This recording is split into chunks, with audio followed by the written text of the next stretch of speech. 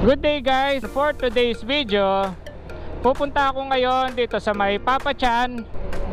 Lumipat sila ng pwesto dito sa may Dalapas, o malapit lang naman dito sa may Sindalan. So ayan guys, dito lang siya, harap ng Magnificat, dito sa kabila. Magte-take out lang tayo dito.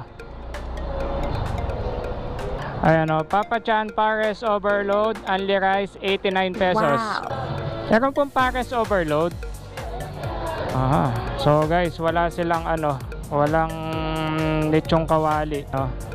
Self-service sila dito. Ayan o, makikita mo dito kung paano nila niluluto yung Pares. So ito yung menu nila dito.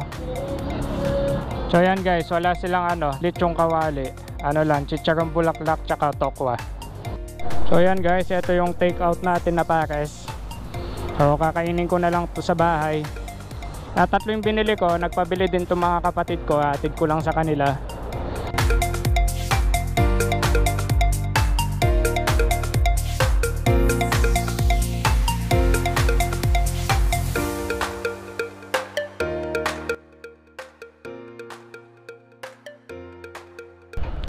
Lang natin dito. Eto, may mga followers tayo dito. Oh, baka may gusto kang shoutout. Wala. Oh, baka ating kambuking shoutout, Bap. Shoutout! Shoutout po ka rin may kalasing na bengi. Tsaka rin may manera. Dahil kayong birthday ng Prince Culture. Alright. Alright, thank you. So yan guys, pauwi na ako nito. Tikman na natin mamaya tong Pares Overload ng Papa Chan. See you later. 5 minutes later.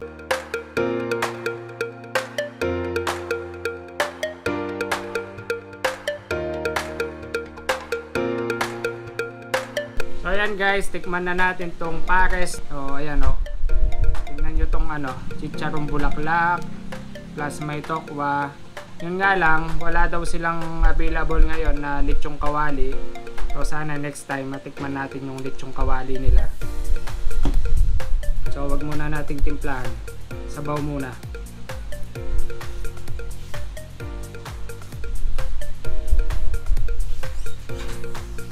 Sarap, panalo. Eto, try naman natin tong chicharong bulaklak.